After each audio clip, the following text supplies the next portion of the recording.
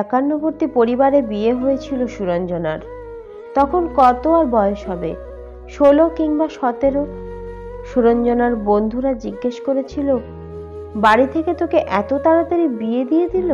সুরঞ্জনা বলেছিল, বিয়েটা আমি নিজে থেকেই করেছি।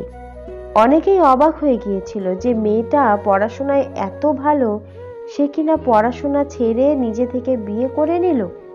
সুরঞ্জনা মাধ্যমিকে স্টার মার্কস পেয়েছিল। সুরঞ্জনাদের অবস্থা বেশ ভালো। বাবা সরকারি চাকুরে, তার উপর সুরঞ্জনাকে দেখতেও বেশ সুন্দর। কিন্তু উচ্চ মাধ্যমিক পরীক্ষা দিতে না দিতেই বিয়ে হয়ে গিয়েছিল সুরঞ্জনার। বিয়েটা হয়ে গিয়েছিল বলা ভুল, নিজের ইচ্ছেতেই তো বিয়েটা করেছিল ও। সে যাই হোক, বিয়ের পর সুরঞ্জনা শ্বশুর বাড়িতে এসে দেখল স্বামী মানুষটি সম্পূর্ণ বেকার। বিয়ের আগে শুনেছিল কি একটা ব্যবসা করে, কিন্তু সেসব মিথ্যে কথা। আসলে অলস জীবনযাপন করা ছিল তার অভ্যাস। সেটা সম্ভব হয়েছে শাশুড়ি মায়ের প্রচ্ছন্ন প্রশ্রয়ে। সুরঞ্জনা বউ হিসেবে ওই বাড়িতে ততটা মর্যাদা পায় না। যার স্বামী বেকার, কোনো কাজকর্ম করে না, সংসারে যার কোনো কন্ট্রিবিউশন নেই, তার বউকে তো কাজের লোক হয়েই থাকতে হবে। সুরঞ্জনা বুঝে গেল এ বাড়িতে তার জায়গাটা গৃহকর্মে নিপুণা একটি কাজের লোক। বিয়েটা করে নিয়ে সে যে কত বড় ভুল করেছে সেটা বুঝতে বাকি রইল না। যে মেয়েটা ইচ্ছে করলেই পড়াশোনা করে নিজের পায়ে দাঁড়িয়ে একটা ভালো চাকরি জুটিয়ে নিতে পারত, তাকে এখন সকাল থেকে রাত পর্যন্ত সংসারের যাবতীয় কাজকর্ম করে সকলের মন জুগিয়ে চলতে হচ্ছে। জয়েন্ট ফ্যামিলি মানেই একটু বেশি কাজ, কিন্তু এভাবে কতদিন চলবে? একজন অকর্মণ্য লোকের সাথে সংসার করা যায় কি? সুরঞ্জনা মনে মনে ঠিক করে নেয় সে আবার পড়াশোনা শুরু করবে, নিজেকে প্রতিষ্ঠিত করবে, নিজের পায়ে দাঁড়াতেই হবে। শাশুড়িকে বলতেই শাশুড়ি শুনিয়ে দিল, পড়াশোনা ওসব এখানে চলবে না। বাড়ির বউ করে নিয়ে আসা হয়েছে কাজের জন্য, পড়াশোনার জন্য নয়। সংসার করবে, বাচ্চার মা হবে, এটাই হলো তোমার কাজ। তাছাড়া আমি তোমাকে পারমিশন দেওয়ার কে? তোমার ছোট কাকাকে জিজ্ঞেস করো, উনি যদি বলেন তবেই। মনে হয় না তোমাকে পারমিশন দেবে। ছোট কাকা মানেই সুরঞ্জনার খুড় শ্বশুর। ছোট কাকাই বাড়ির কর্তা, তার নির্দেশেই সবকিছু চলে। সুরঞ্জনা একটু সাহস নিয়েই জানিয়েছিল ছোট কাকাকে। ছোট কাকা শুনে বলেছিল, বাড়ির সমস্ত কাজ করে তুমি যদি পড়াশোনা করতে পারো তাতে আমার কোনো অসুবিধে নেই। সুরঞ্জনা বলেছিল, আমি পারবো, সংসারের সব কাজ সেরেই পড়াশোনাটা করব। ছোট কাকা যেহেতু পারমিশন দিয়েছেন, তাই বাড়ির অন্য সদস্যরা আপত্তি করতে পারে না আর। কিন্তু সুরঞ্জনার শাশুড়ি সুরঞ্জনাকে ভালো চোখে দেখলো না। তখন অশান্তি চলতেই থাকে। তার মধ্যে দিয়েই সুরঞ্জনা পড়াশোনা চালাতে থাকে। পড়াশোনার জন্য টাকা পয়সা তো লাগবে। সুরঞ্জনা টিউশনি পড়াতে শুরু করে। আস্তে আস্তে স্টুডেন্ট সংখ্যা বাড়তেও থাকে। উচ্চ মাধ্যমিক পাশ করার পর সুরঞ্জনা কলেজে ভর্তি হয়। ভালো নম্বর থাকার জন্য অনার্স পেতে আর কোনো অসুবিধেও হয়নি। ইংরেজি অনার্স নিয়ে কলেজে ভর্তি হয়। সুরঞ্জনার এই পড়াশোনা করাটা বাড়ির কারোরই পছন্দ নয়, তাই সুরঞ্জনার পড়াশোনা বন্ধ করে দেওয়ার জন্য একটা নতুন ফন্দি আঁটলো বাড়ির লোক। শাশুড়ি একদিন বলেই ফেললো, 3 বছর বিয়ে হয়ে গেল অথচ একটা বাচ্চার মুখ দেখলো না। বাজা মেয়েকে বিয়ে করে নিয়ে এসেছে আমার ছেলে। সুরঞ্জনার শাশুড়ি একদিন ছেলেকে ডেকে বলল, বউকে ডাক্তারের কাছে নিয়ে যা, 3 বছর হলো বাচ্চা হবে নাই বা কেন? সুরঞ্জনা যে এত তাড়াতাড়ি বাচ্চা নিতে চায় না, কিন্তু সে কথা কাকে বলে বোঝাবে?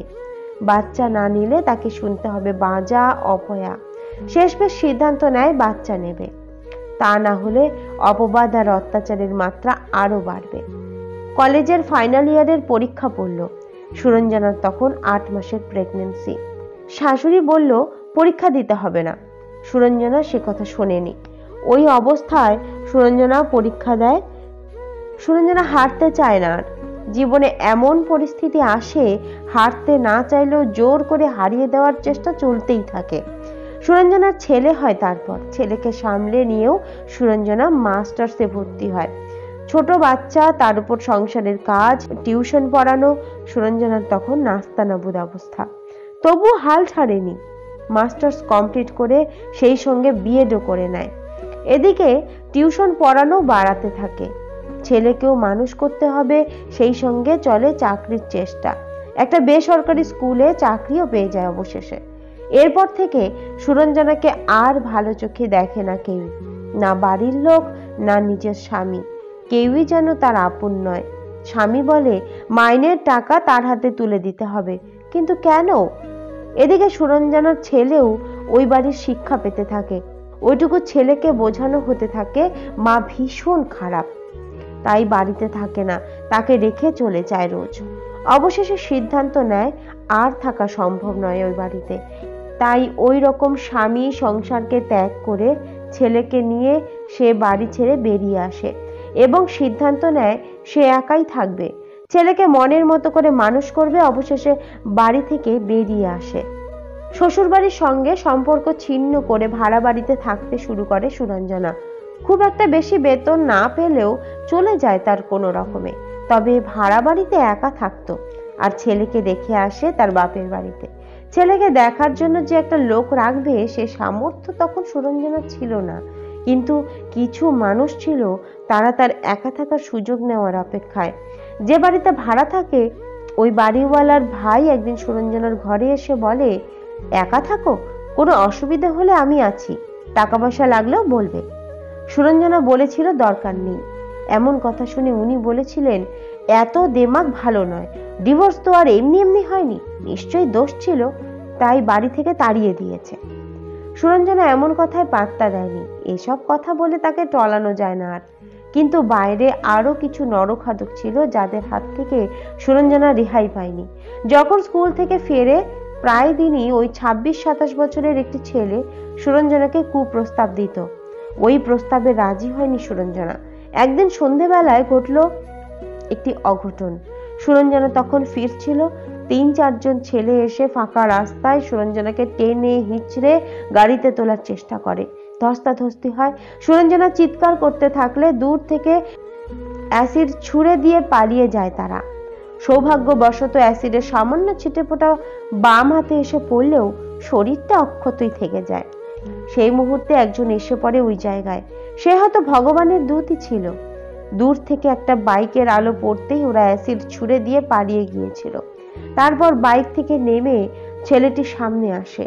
ঘটনাটা শুনে ছেলেটি সুরঞ্জনাকে উদ্ধার করে, প্রথমে হসপিটালে, পরে থানায় নিয়ে যায়। সত্যি এমন ঘটনা শুনলে মনে হয় মেয়েদের নিরাপত্তাটা আর কোথায়?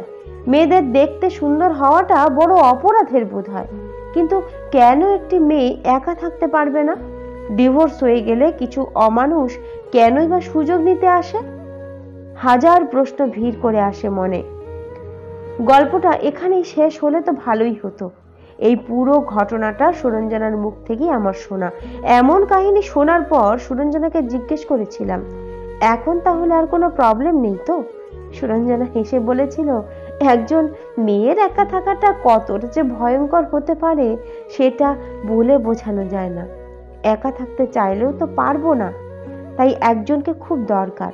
সেদিন নরখাদকদের দ্বারা আক্রান্ত হওয়ার পর যে মানুষটি বাইকের হেডলাইটের আলো দেখে অপরাধীরা পালিয়ে গিয়েছিল, সেই আলোটাই আমার জীবনকে পাল্টে দিল।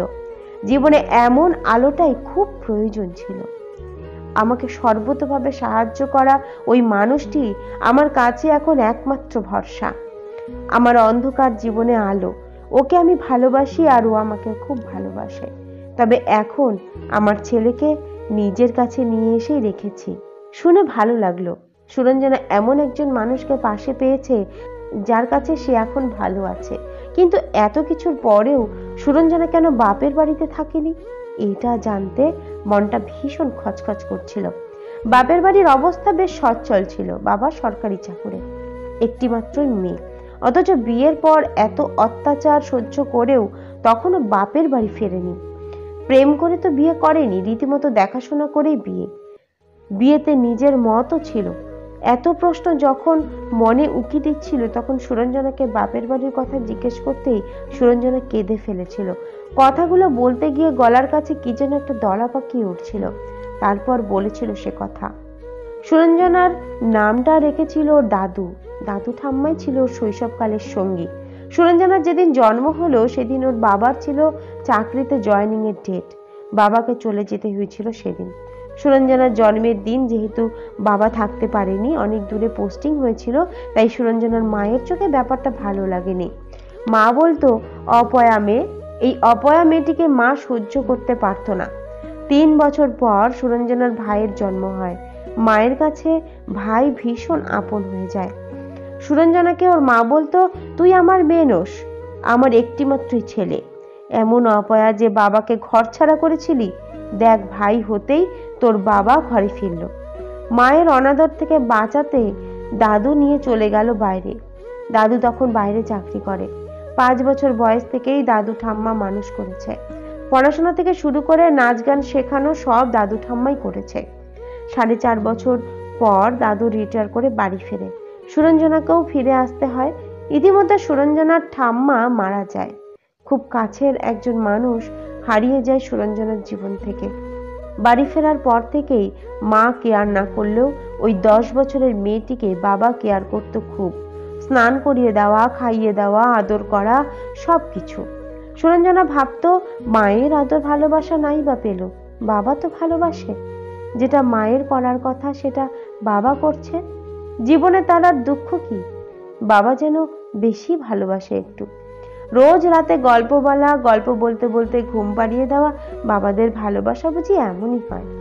আরো একটু বড় হতেই সুরঞ্জনা বুঝে গেল রক্ষকই ভক্ষক হয়ে গেছে। বাবারূপী ভগবানের আড়ালে লুকিয়েছিল এক দানব। সুরঞ্জনা কাউকে বলতে পারেনি সে কথা। একদিন নয়, 2 দিন নয়, বেশ কয়েকবার আদরের ছলছুতোয় ভোগের সামগ্রী হয়ে গেল সে। কাকে বলবে এমন লজ্জার কথা? কে আছে তার আপন? কেউ বিশ্বাস করবে না তাকে। মাধ্যমিক পরীক্ষা দেওয়ার পর বিয়ের সম্বন্ধ আসে। মা চায় মেয়ের বিয়ে দিয়ে বিদায় করে দিতে। সুরঞ্জনা আর না করেনি। বাবার এই ঘৃণ্য কাজ থেকে নিজেকে রক্ষা করতে নিজের ভবিষ্যৎ জলাঞ্জলি দিয়ে বিয়ে করে নেওয়াটাই ছিল তার বাঁচার রাস্তা। সুরঞ্জনা ভেবেছিল সাপে বর হলো, তা হয়নি। বিয়ের পরও অত্যাচার সহ্য করেও সে সেখানেই থেকে গেছে। কখনো মনে হয়নি বাপের বাড়িতে ফিরতে। এ যেন জলে কুমির আর ডাঙায় বাঘ, যেদিকে যাবে সেদিকেই বিপদ। সুরঞ্জনাকে বলার মতো ভাষা খুঁজে পাইনি আমি। শুনে স্তব্ধ হয়ে গিয়েছিলাম। কোথাও নিরাপদ নয় মেয়েরা। এমন কত সুরঞ্জনা আছে যারা মরমে মরে আছে। তাদের সুস্থ সুন্দর জীবন থেকে ভাষা হারিয়ে গেছে হয়তো। কাকে বলবে সে কথা? আইন আদালতে গিয়ে বিচার করলে অপরাধী হয়তো শাস্তি পাবে, কিন্তু সেই মেয়েটি যার জীবনটা বিষময় হয়ে গেছে নীল রঙে, তার কি হবে? তার মনের সুস্থতার দায় কে নেবে? রং মেখে সংসেজে বসে আছে যারা, তাদের রং চেনার উপায় নেই। তবে আমার কাহিনীর নায়িকা একজনকে খুঁজে পেয়েছে। তার সাথে আগামী দিনগুলো ভালো থাকুক এই কামনাই করব। এমন অনেক সুরঞ্জনা আছে, তাদের জীবনকে রঞ্জিত করতে কোনো দেবদূতের খোঁজ পাওয়া যায় না। সুরঞ্জনার এই কাহিনী যদি গল্প হতো তাও হয়তো সম্ভব হতো না। আসলে এটা গল্প নয়, এ যে এক অসহায় মেয়ের জীবন কাহিনী, তাই হয়তো বাস্তবে সম্ভব হয়েছে। ভালো থেকো সুরঞ্জনা।